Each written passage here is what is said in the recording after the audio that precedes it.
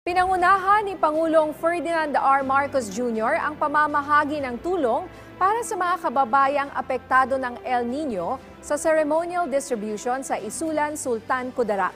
Ito'y bahagi ng nagpapatuloy na pagbibigay ng tulong ng pamahalaan sa mga Pilipino sa gitna ng epekto ng El Nino sa bansa.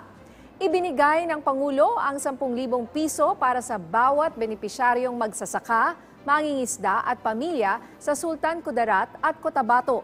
Bukod pa dito sa inihatid na tulong at serbisyo mula sa iba't ibang ahensya ng pamahalaan, kabilang ang ayuda at kagamitan mula sa Department of Agriculture, cash assistance mula sa DSWD, tupad program ng Department of Labor and Employment at iba pa.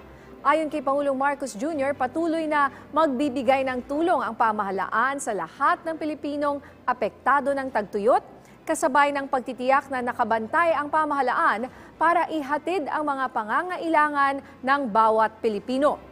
Pagkatapos sa Sultan Kudarat ay dumiretso ang Pangulo sa General Santos City para mamahagi rin ang tulong sa mga apektado ng El Nino. At kahapon naman ay nagbigay na ng ayuda at serbisyo ang pamahalaan sa pangunguna ni Pangulong Marcos Jr. sa Zamboanga.